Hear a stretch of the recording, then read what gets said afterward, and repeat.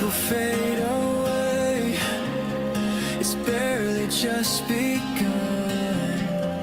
The shadows claim their own. The broken sink below.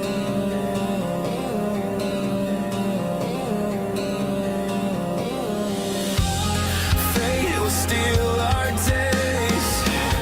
We'll crumble into dust. The silence before the storm. This endless hollow dust.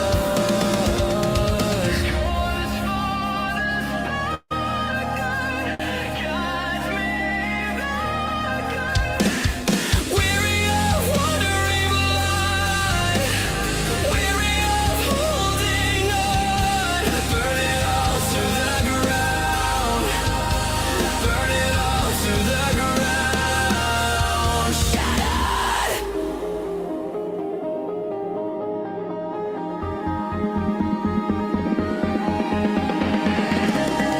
Push the darkness aside. I will crumble from grace to none. The night before the light, the battle rages on.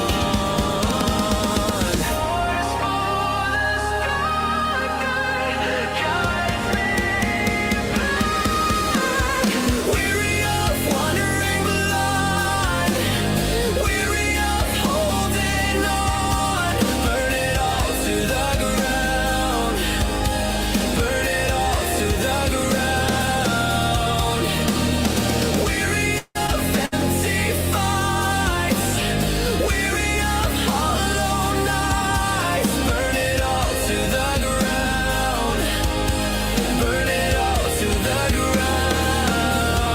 Shattered.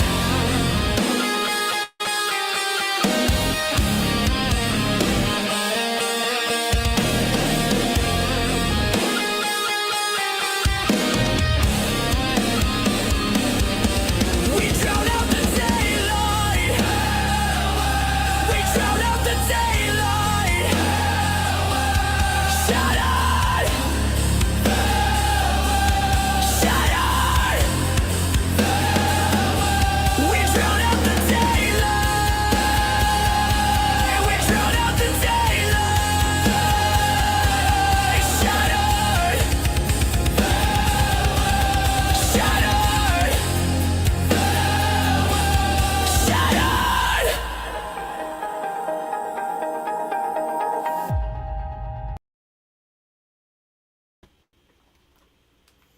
You already know what it is, man. We are back here to serve some more game on the ground for them hungry hounds who just got the pound and are ready for the next round. So with that being said, you guys can see the title of this episode, this live, whatever you want to call it. We're going to be checking out Andrew Tate's emergency meeting. There's two of them that came out recently. We're going to check out the first one that came out. I think this one was like right after the fight with Chase DeMore. I almost forgot his name. But yeah, with that being said, let's go ahead and jump into this. Go ahead and get this pulled up on the screen. Get out of here. Alright. So I'm trying something a little different this time.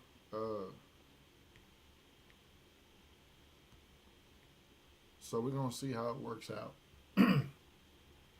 That being said, let's go ahead and jump into this, man.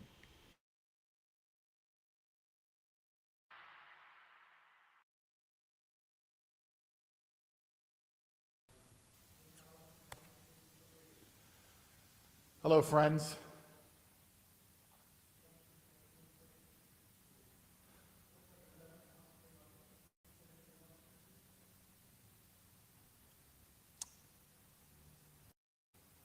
It's a nice day today, so we're going to have a happy time.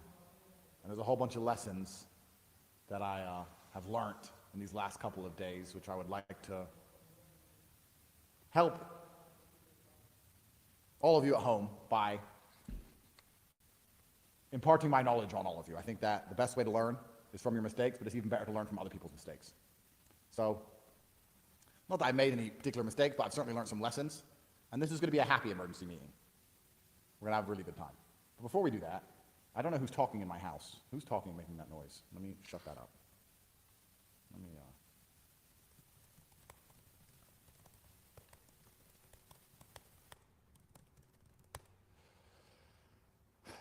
Right.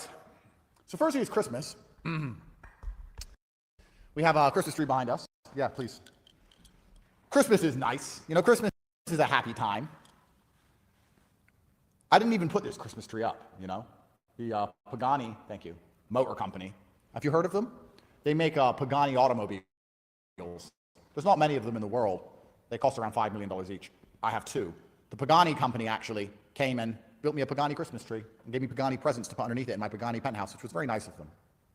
Very kind. Because I'll be honest, I probably wouldn't have had a Christmas tree. I had other things on my mind. I didn't have a Christmas or a New Year planned. I didn't have anything in my head after this fight. My life ended on December 20th. And now my life has begun again. It's a unique position to be in. People are saying, oh, what about Christmas? I'm like, oh yeah, Christmas. I forgot about Christmas. And I forgot about New Year. I forgot about everything. I only had one singular focus. I was just worried about this fight.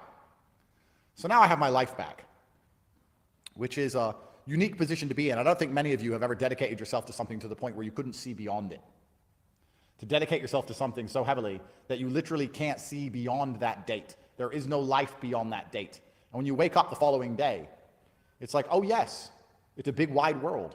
And I'm in Dubai and I'm famous and there's restaurants and other things to do besides the fight gym. It's a brand new horizon, which is kind of liberating and kind of exciting. But also, part of me misses the singular focus, you know, to only have one thing to worry about and one thing to do. I think it's quite refreshing. That's why I've always found it confusing when people struggle with motivation. There's nothing more beautiful than having one particular focus on the planet. That's the most beautiful thing in the world. To have a distracted mind and abstracted thoughts, that's not nearly as fulfilling for the soul as waking up with one particular concern and a date by which that concern gets to be fixed. That's actually the optimum way to live life for your soul and for your heart. To wake up and say, I only have one thing to do, and I'm going to give it my all. And if I do that on this day, I get the reward for that thing. That's a beautiful life. If I were to say to you right now, dedicate yourself for the next 1 year, give it your all, 4 or 5 hours a day, think about nothing else, don't go out, don't go party, don't talk to silly girls, forget about Christmas, forget about your birthday, forget about New Year's, focus only on this thing for 1 year, and on this date you get the reward. I guarantee you, even more than the reward, even better for you than the actual payoff in the end, will be the process of going through that year. And you're going to think back on it with a fond memory. The best thing about this fight was that I got to spend the last 4 months with only one thing to think about. I got to be with Amir, my coach, every single day. I got to be with Tristan every single day, Luke Barnett every single day. And in the long story, in the extremely long book, which will be my life, this will be a very interesting chapter. The time was going to pass anyway, friends. I didn't have to do this fight camp, you know? I could have just said, no, I'm not doing any fight camps. I'm too old. I've been retired for too long. I'm just going to eat food and drive cars and party, be famous and be rich like every other guy. And this day would have come anyway, and I wouldn't have the fight camp story. And perhaps the reason most people in that position don't take such big risks is because they're scared of being laughed at. And that's what we're going to talk about now. We're going to talk about today. We're going to talk about being laughed at or people mocking you when you fail at something.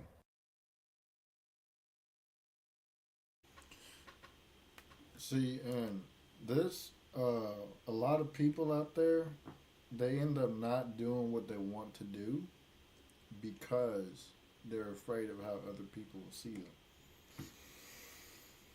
And at the end of the day, if you are afraid of how some other people see you, people that don't know you, people that ain't been around you, people that don't know what you're about, if you're afraid of how they'll see you, then you are a slave to what's called the public opinion. Because you want people to see you a certain way. The issue with that is you cannot have people look at you the way that you want them to look at you without having to go to them looking at you in some type of goofy way. And that's just 100% facts. Because it's not going to matter what you do. people will always look at you in some type of way. If you're a bum, people gonna look at you like a bum. If you're a winner, people gonna look at you like a winner. People are also gonna look at you and hate you. If you're a UFC champion, people are gonna look at you like a champion. People are gonna look at you like a hater. That's just how it goes. So you can't get the spotlight that you want without first having to go through the spotlight that you don't want. And that's a fact.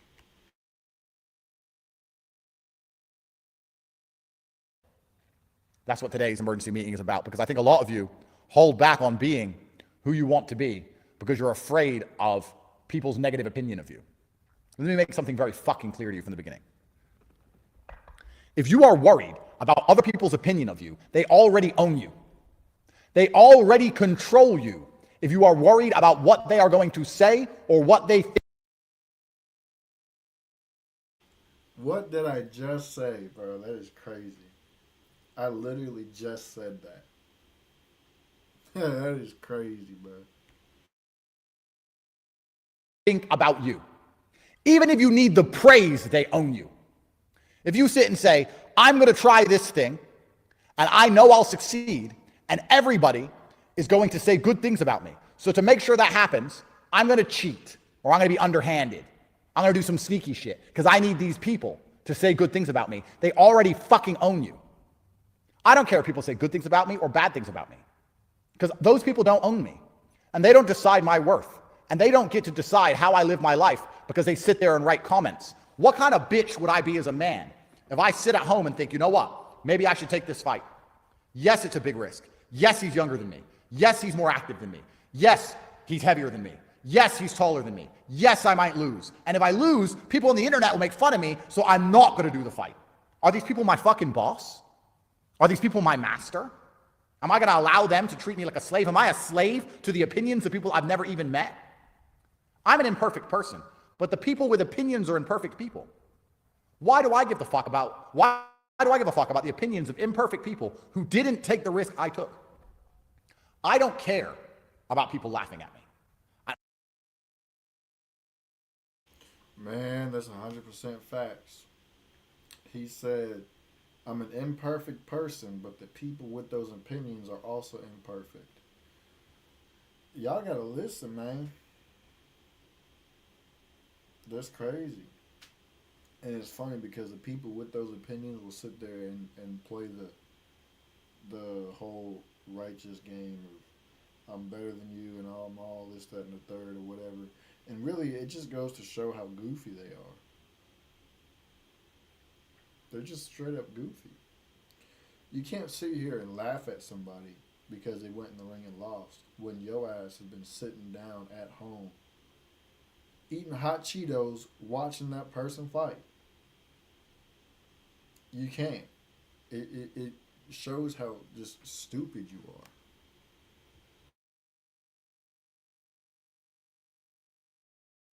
I don't care if people mock me. And that's why I took the risk in the first place. And that's why my life is the life it is. Because I've done nothing but take endless risks all the way to the top. A win is forever. And a loss is temporary. The reason a loss is temporary is because it eventually fades from your consciousness. The loss doesn't stay around for long. The world moves on, people forget, you forget. But the win stays forever. Let me give you an example. You try and start a business, and you win. You become a millionaire. You save your bloodline from eternal slavery. You buy a Pagani penthouse to give you a free Christmas tree. You try and start a business and you lose. You lose all your money, you get pissed off and upset. A few weeks later, you try again. The loss disappears, but the win stays forever. So when you understand that wins are eternal and losses are temporary, how can you not flip the coin? How can you not roll the dice? You have to roll the dice. Because if you win, it's changing your entire life trajectory forever. And if you lose, it doesn't matter. The only thing that matters is some people on the internet are going to say some bad things about you. Some imperfect people who jerk off to porn, who have their own problems and their own struggles.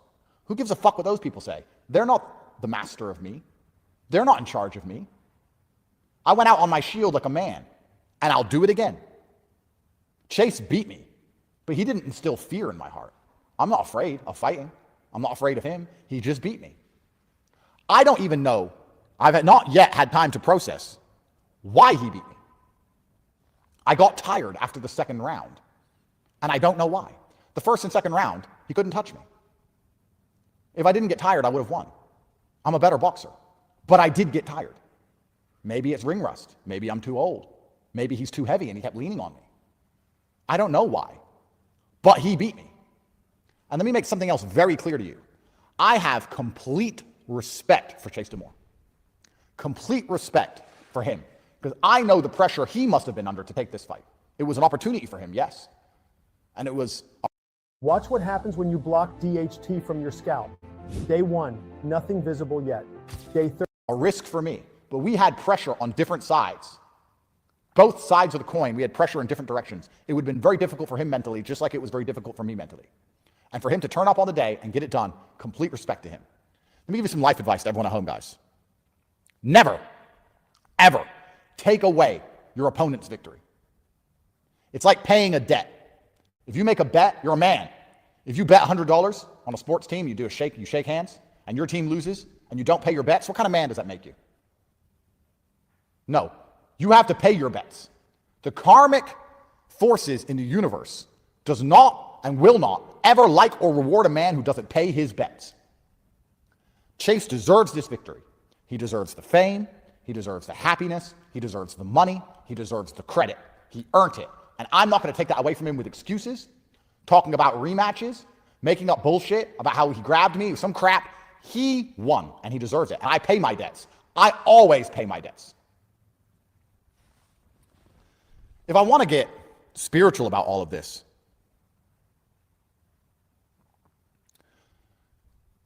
you have to understand that there are forces larger than us people that exist. And I said that the answer was already written. Why did I get tired? I don't know. It doesn't make sense. The only thing that makes sense is that I was not supposed to win. Why was I not supposed to win? Is the world a better place now that I've lost? Maybe the win means more to Chase than it would have mean to me. Maybe Chase couldn't handle the loss. Maybe God decided, you know what, Chase has been through enough with mocking and things on the internet. Chase doesn't need the loss right now. Andrew can handle the loss better. Maybe God decided. Maybe if I won, we would have went out and celebrated that night, and Tristan would have smoked a bunch of cigars, and maybe he would have died 1 minute earlier. And maybe I get an extra minute with my brother because I lost. And if that's the case, then I'm glad I lost. You have to have faith in a higher power. There's a lesson in all of this. And I don't need to know exactly what it is. If God decides that for some reason he's going to instantly gas me when I was in perfect physical condition so that I lose, then I have to accept God's decision. And I'll take the punches in the face like a man. And I'm not going to bitch. I'm not going to complain. I'm not going to cry. I'm going to take it. God decided on that day that that's what has to happen to me, so I did it. If you're going to go through life without understanding that there's a grander plan, a plan that's bigger than just you and your ego. The plan is bigger than just us and our egos, guys.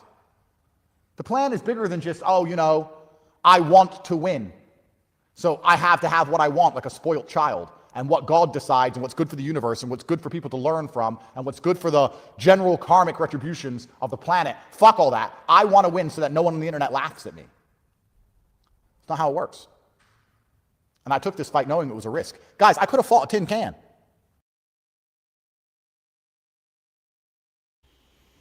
That's facts, bro. I've always said that everything happens for a reason. In my life, everybody else's life, whatever, everything always happens for a reason. And it's not like everything happens because God made it happen. It's not that he makes things happen. It's that he allows things to happen for a reason. Doesn't matter how big or small that reason is. There's always a reason behind something happening. And so whenever something negative happens to you, like in Tate's position, losing the fight, you just have to accept it and understand that there is there is a reason why he lost.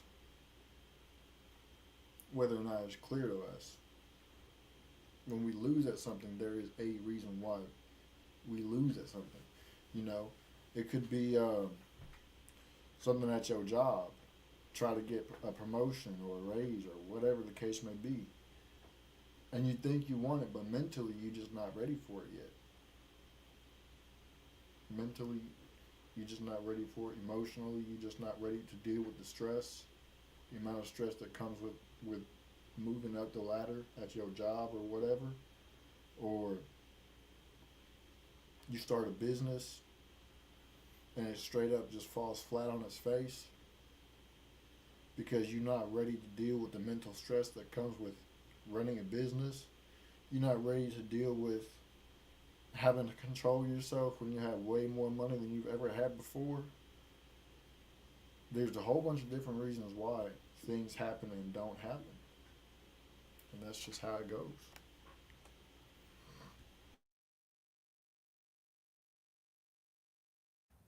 I could have fought an idiot and everyone would say, top G, top G, top G. I could have fought some nobody and beat up some nobody. But what's the point in that? Where's the lesson in that for me? Where's the lesson in that for you? Could have done it and took the money. That's not who I am. It's never been who I am. Genuine risk, genuine reward.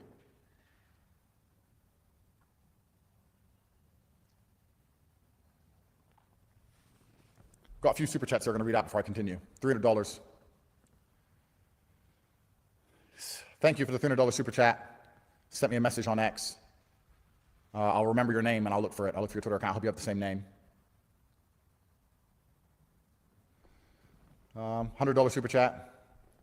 Match the other day was incredible. It was amazing to watch you keep pushing and getting back up. We're proud of you. You'll always be a champ in our eyes. Thank you. Means a lot to me. The super chat. These critiquing fuckers don't have the courage to walk down the street at night. Here's a thought. Where's your critique from Mike Tyson when he fought guys 3 times younger than him? Yeah, champions lose. And let's talk about what makes me top G and what makes me a champion. Is it because I've never lost ever? Is that why I'm top G? Because I've never lost anything ever? Guys, they fucking raided my house and threw me in a dungeon for something I didn't do. I lost my fucking dad. I've been to hell and back 1,000,000 times. I have struggles none of you know about. Am I top G because I never lose? What kind of man would I be if I never lost? Imagine my life went perfectly all the time.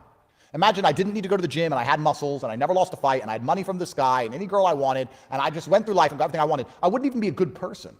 I wouldn't be human. I wouldn't know anything about how the world functions. I couldn't teach you anything. I'm not top G because I've never lost. I'm top G because I've been hit so many fucking times and I get back up. I'm top G because I just lost a fight and I'll fight again today. I'm top G because I'm not afraid. I'm top G because I'll keep fucking trying. Do you understand? It's not about never losing.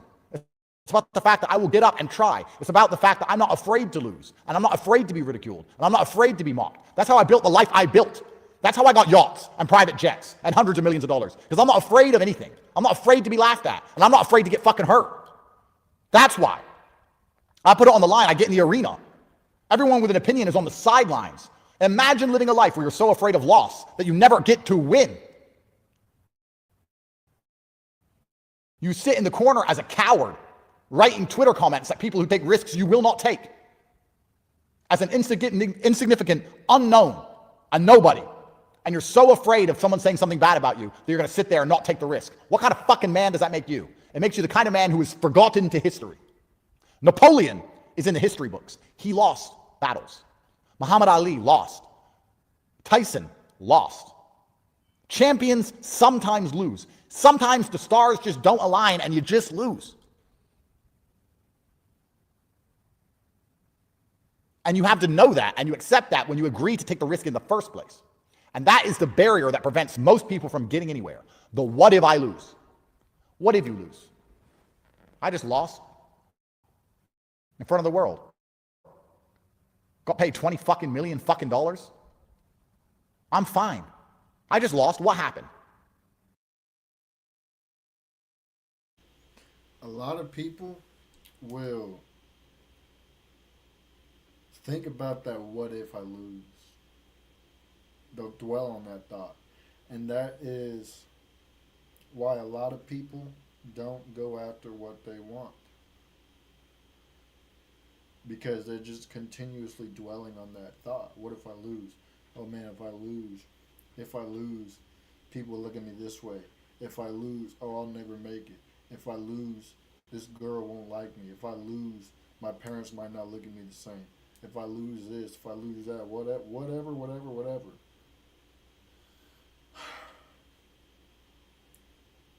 And you end up never trying. You never end up trying because that what if kept you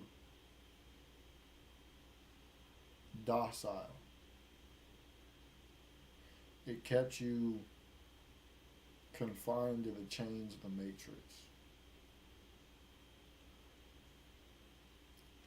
That's 100% facts. And a lot of people don't see it that way because they get in their own head and they start imagining all of these different scenarios about what's going to happen if they lose, to the point to where it freaks them out. And next thing you know, they didn't even try. Nope, not at all. And it's tough. And they end up shriveling away, work until they're 70, 80 years old, and only having 5 years to retire and live their life before they die. That's what happens to them.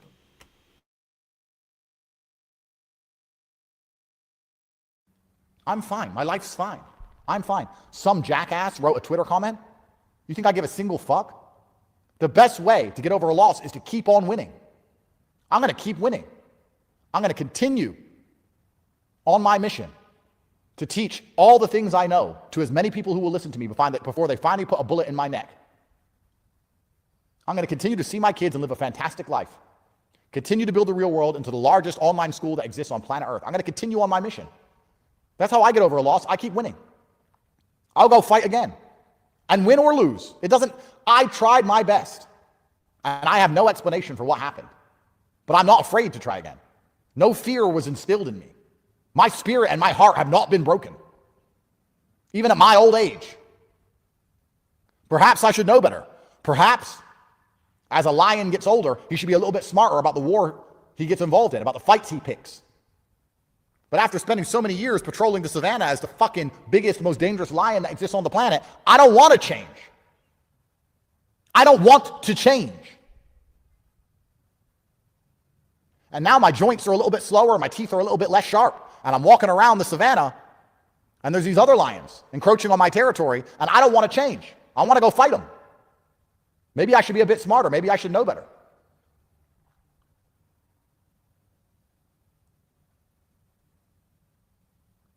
But that's what got me here. It's all I've ever known. I've never known how to say no to a challenge. Not in a stupid, idiotic street fight bullshit way. In a, there's genuine reward for me attempting this way.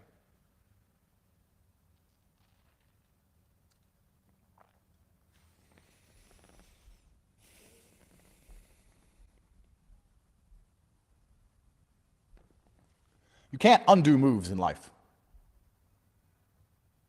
And one of the thoughts I've been having these last couple of days is, if I knew I was going to lose, would I have still fought? And the answer is yes. In fact, if I knew I was going to lose, it would have even been more important that I fought. Watch what happens when a 50-year-old man blocks DHT naturally for just 90 days. Day one. Because if I were to not fight just because I'd lose, then I'd really be a coward. And I said before the fight, I'm here to fight. I don't think about win and lose. I'm here to fight. And I meant it. If a genie came to me and said, I've seen the future, you lose this fight, Andrew, are you still going to do it? I said, now I have to. Now I have to. I'm not a coward. I might be an older lion, but I'm not a coward. And let an old lion tell you young kids something. Time fucking flies, bro. I remember winning my first world title. I was 23 years old. I was Wolverine. I could heal in a day, things that now take a week. I'm not so old. I'm 39. But staying active till 39 is very different than coming out of a 10-year retirement at 39. If I was 23, would I beat Chase? Of course. Would I beat Chase 3 years ago before the Romanians threw me in a fucking jail cell and forced me to sit in my house for 3 years for no reason? Yeah. Am I bitter? Am I going to sit here and cry that the Romanian government, the most corrupt government in the fucking EU, stole my prime years, my last years I could fight at my best? Am I going to cry about it? No. You can't undo moves in life. You just have to look at the chessboard, understand that certain moves have been made, and move forward. This is the key. The key is that your mind must be able to instantly regenerate. If you ever talk to an alcoholic, alcoholics are obsessed with the past. I've noticed this. Whenever I talk to an alcoholic, all they talk about is the past. It's like, hi, alcoholic. Hi, yeah, my kid died. I'm like, whoa, whoa, whoa, whoa. They're obsessed with the past all of the time. You need to be able to regenerate your mind. If you can't do that, you just rot. Imagine your body gave up on regeneration. Imagine you cut your finger and your body said, nah, just keep bleeding. I give up on this whole regenerative garbage. It's unfathomable for you people to imagine a world in which your body gives up regenerating because you know that you're going to simply decay and die. But your mind has given up on regenerating long ago, and you're not trying to fix it. You're not sitting going, all the bad things that happened to me, my mind needs to instantly regenerate. I need to take the lessons from them, learn so I become more capable and more competent, and move forward. That's it. It happened. Here's the lesson I learned. Move forward. Done. If you can't do that, you rot and you die. And I just told you that time flies. You're sitting at home, if you're a young man in your 20s watching this, one day you're going to blink and you're going to be 40 like I am. What are you going to do with the next 2 decades? You're scared of starting a business or going up to a girl or getting in the ring. You're scared of making a name for yourself. You're scared of the world knowing who you are. You're scared of going in the UFC. You're scared of getting up there and taking a risk in case people fucking laugh at you. You're going to die soon. One day you're going to be old, wishing you did it when you're young. What are you waiting for? Time to go backwards?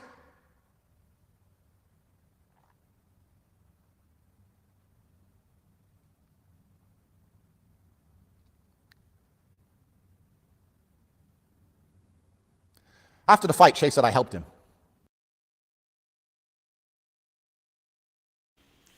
It's 100% facts, bro. You only live one life, and that one life is very temporary. All it takes is just you being in the wrong place at the wrong time for your life to end. That's it. One little mistake. One bad timing. That's all it takes. And you're going to be laying there on the pavement or wherever you at, dying, wishing that you could have just done more with your life. You know how many people die on a daily basis, and as they're dying, they wish they would have done more. They wish they could have become more. They wish they had more time, wish they had better motivation to do what they wanted to do before they were in that moment. They wish they made better choices. They wish that they tried to do the things that they wanted to do. But they waited too long. And now their life is coming to an end because of one little mistake. And that one little mistake could have been being at the wrong place, or being somewhere at the wrong time, or somebody parachuting, their damn thing malfunctions and it don't open. It could be multiple different things. Car crash. Could be multiple different things. One little mistake is all it takes. And your life, Thanos snapped out of existence. That's facts.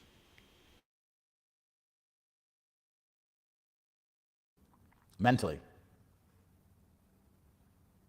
If you judge a teacher by the quality of his students, the fact I managed to instill and help him enough with his mindset so that he could be even me makes me proud of him and proud of myself. It's like Master Splinter teaching the Ninja Turtle so well that he could beat him.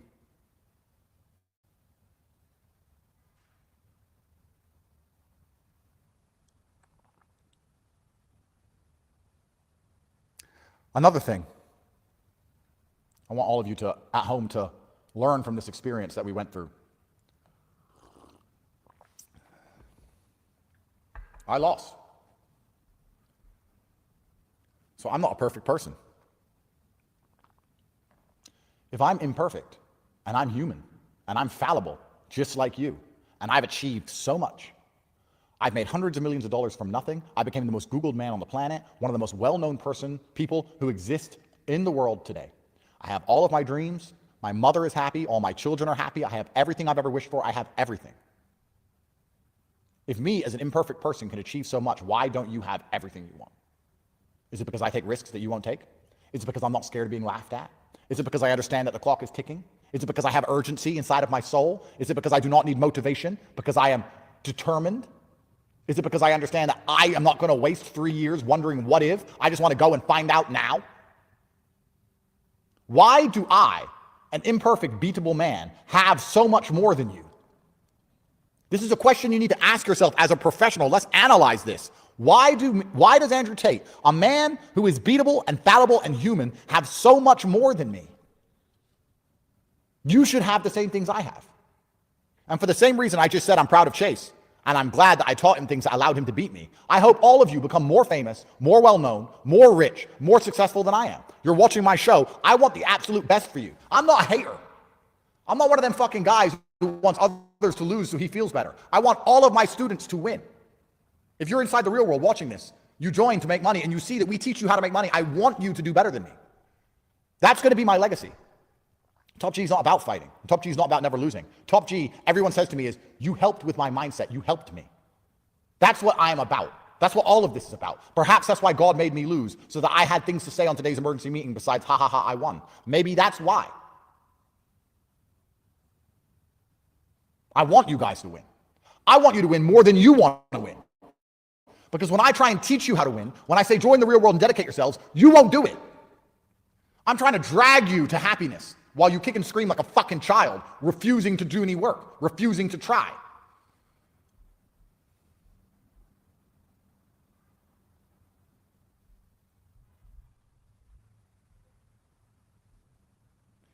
During the fight camp, Tristan interviewed hundreds of newly made millionaires. Fight camp wasn't all I was doing. I was helping you guys get rich at the same time. During fight camp, Tristan interviewed 100 of newly made millionaires we made in the last 6 months. We made 100 people millionaires in the last 6 months. Tristan did an interview with all of them. You could be one. You might be one in 2026. We have amazing things coming up. 2026 is your year if you want it to be. It's certainly my year. 2026 is my year. You think because I lost a fight that it's not my fucking year when I collect my yacht and sit with my beautiful children? Of course it's my year. Let me see who's at my door. Hopefully it's not remaining police. See, and that's another thing too. Even though Tate lost that boxing match, guess what? This dude still has a yacht, still has a penthouse, still has a ton of supercars, still has a ton of money. You can't, like, this dude has nothing to worry about. For real, he don't. And that's how y'all gotta be. You might lose something, but guess what? It needs to be to where you ain't got nothing to worry about. Do you know why he does not care about y'all's opinions of him on Twitter? Is because he has those things. And because he knows he's not the things that people be saying that he is on Twitter. He knows he's not the things that the Romanian government has accused him of doing. He has real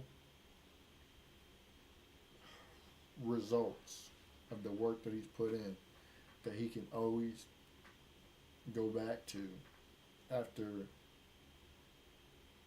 a risky adventure that he might go on, so to speak. You know what I'm saying? And that's how y'all gotta be. Y'all can't be giving a damn about what people think. You can't. And the only reason why that y'all are sitting here laughing and making these stupid ass tweets on Twitter about him is because you're coping with the fact that he has everything that you don't have, and he has everything that you want, and that's 100% facts.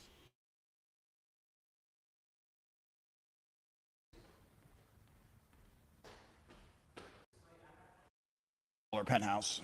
I apologize. Workers.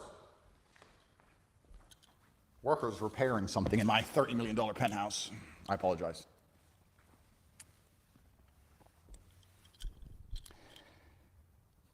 The G in top G stands for get up. This ain't the last beating I'm going to take. I got a whole bunch more beatings in store. God probably has a big pile of beatings waiting for me. God has a big bag of beatings with my name on it.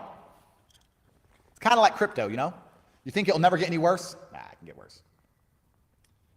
You know, after the last 3 or 4 years we've had of hell, jail and getting thrown in house arrest and the media lying about us and insulting us, and we only got free in February, guys. Don't forget. I was locked in my house for 3 years until a few months ago, 8 months ago. I said to Tristan, the universe probably owes me this win, you know? I've been through so much. God and the universe probably owe me this win. I'm going to train my ass off, but after all I've been through, they'll give it to me. Big bag of beatings with my name on it. And it won't be the last. I'm sure in 6 months from now, something else is going to happen. And it's going to be like, man, I've been through so much shit. So many bad things happening to me. Why now? Why again? But all the superheroes out here know that's how life works, right? Just when you think it can't get any worse, just when you think you're down, another kick comes, another kick comes, another kick comes. And you know what makes you a G? Because you get up. This ain't my last beating. More is coming. And I'm going to stand there and smile in the face of every single beating God sends my way. And I promise you, you can shoot me with as many bullets as you like. I remain unfazed. You may beat me, but I won't quit. And I won't give up. And you're not going to break my spirit, and you're not going to break my heart, and you're not going to make me afraid. And that's a message not just to fighters, that's a message to the fucking government, that's a message to the police, that's a message to the people who are planning to kill me, that's a message to all of you. As long as I'm breathing, I'm not afraid of any of you. For anyone who's been told they just need stronger glasses, hold on. Thousands of people are improving their sight every day, all by doing. Fuck you. And if I can get up, I'm going to get up. I don't feel sorry for myself. I don't sit around hoping my enemy is going to have mercy on me. I don't mope around the house like, oh, please stop. Nah, fuck you. I'll get up. Kick my ass. I'll get up.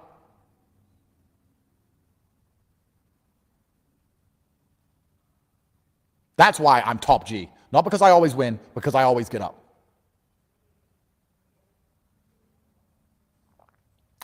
The worst possible existence, the worst possible version of life would be to give up hope for the future. And I think a lot of people give up hope for the future because they start getting scared of all those beatings that are coming, right? They sit and say, you know what? I've lost my girl, lost my house, lost my money, lost my car, and now I got sick on top of it all. I just want to give up. I quit. I have no hope for the future anymore. And one of the most powerful things about not being afraid of taking a beating is that you never lose hope for the future. I know beatings are coming. I don't care. In fact, part of me kind of likes it.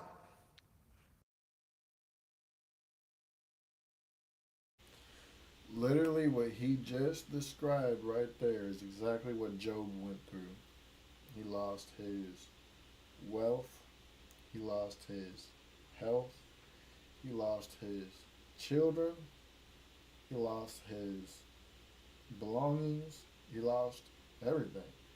The only thing that he had was his wife. But everything else he lost. Everything else was taken from him. Was taken from him. Sure, he wanted to die. He wanted to end it all. He wanted God to take him out of the earth.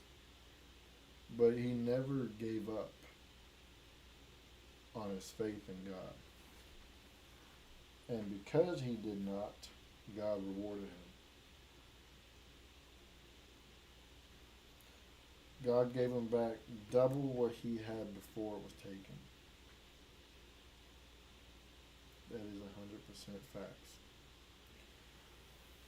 So when you remain stomped down through the good and the bad, you will receive double of what you had before you lost it. That is a fact.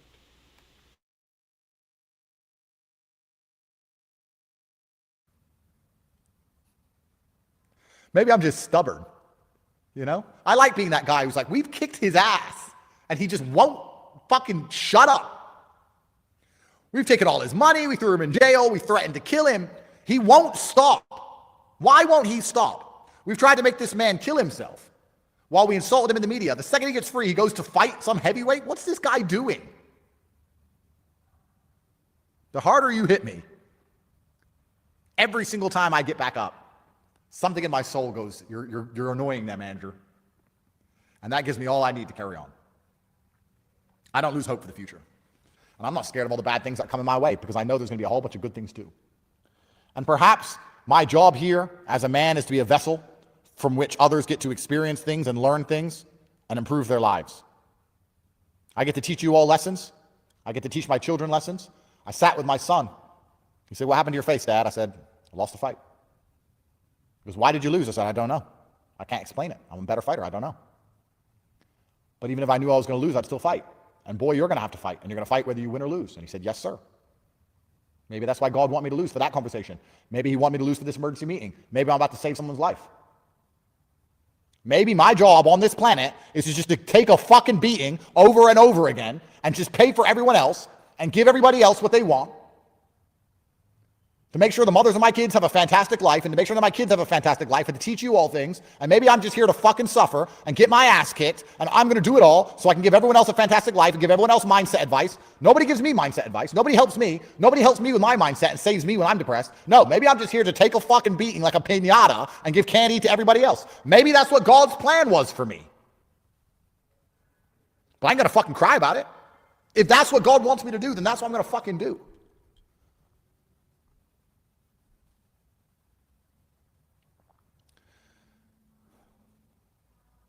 Tristan said to me,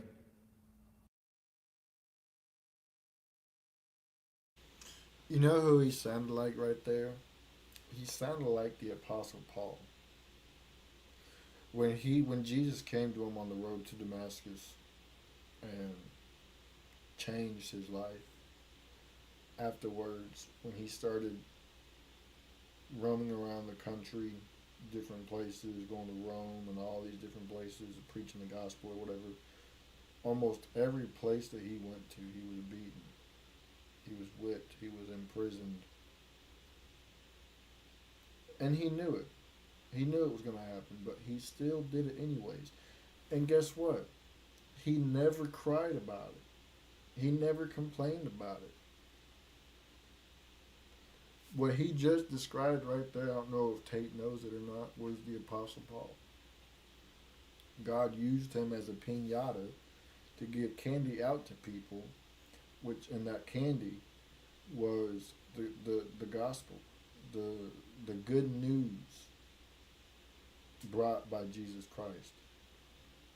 That's what the Apostle Paul was. A piñata that people would beat so he could give them candy, which is the gospel. That's crazy.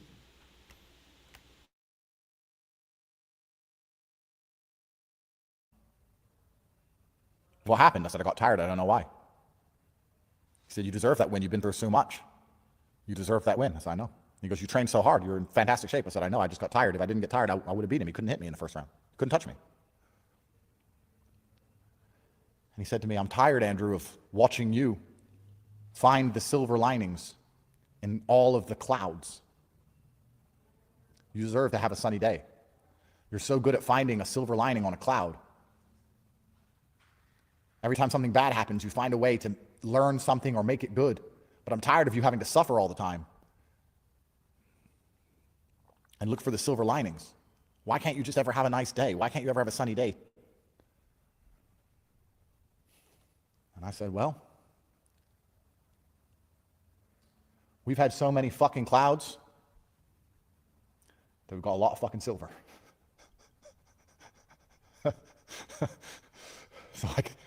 So I guess that's what it is. I'm so good at finding the silver lining. When you throw me a cloud, I'll find the silver. Now I've got a big pile of it, hundreds of millions of dollars of it.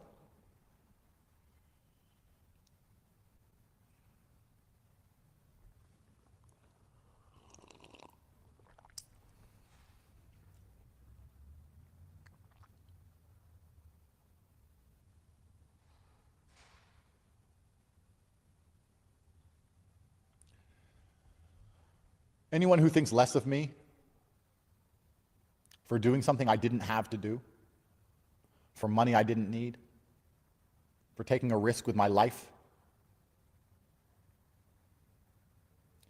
has a character defect and a morality defect. And they're not the kind of people I want to like me. So that's fine. Anyone I've inspired has made it all worth it.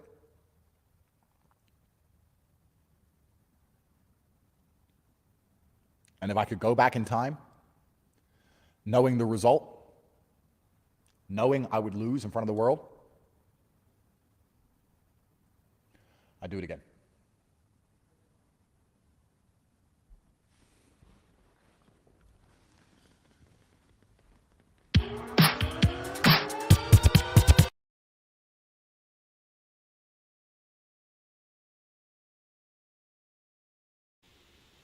It was square business.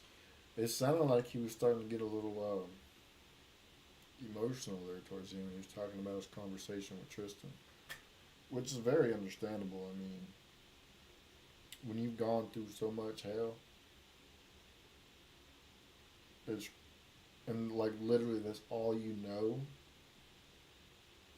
and you're just right there in the grip of having something good for once, and it doesn't happen. Of course there's going to be emotion in there. Of course there is. You know, that's like somebody who is building up a business and they're about to scale it up to a $1 million business, and something happens right there at $950,000. They're about to hit $1 million in that business. And something just happens and bitch just crash. That's devastating. That's devastating.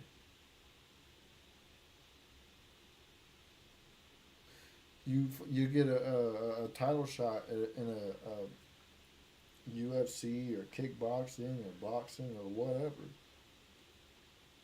and you've worked your ass off for it.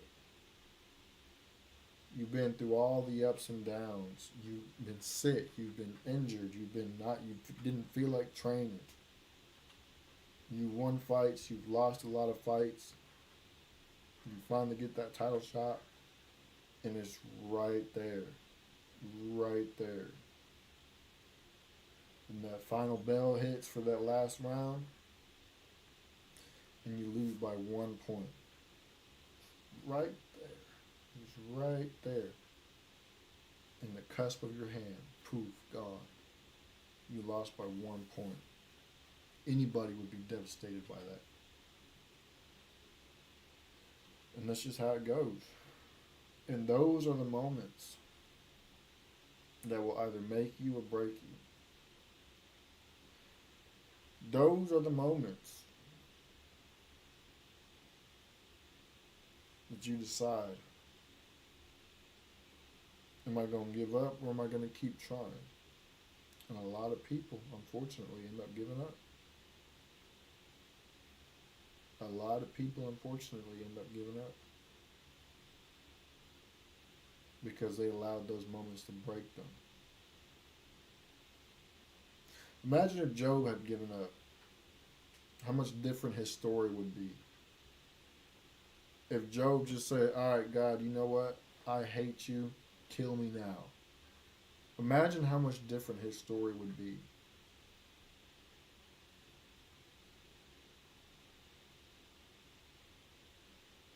Imagine how many people have been inspired by reading the book of Job.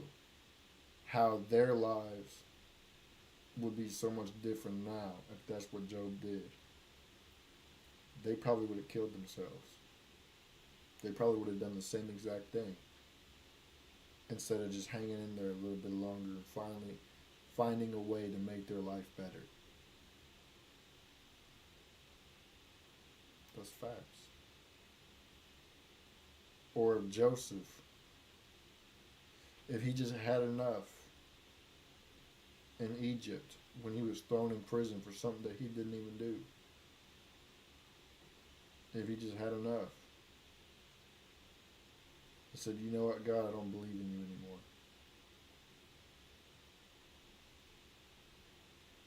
He never would have became the governor of Egypt. He never would have saved all the people in Egypt and in the surrounding lands. He wouldn't have. He never would have saved his own brothers. He wouldn't have. And that's just a fact. Those moments make or break you.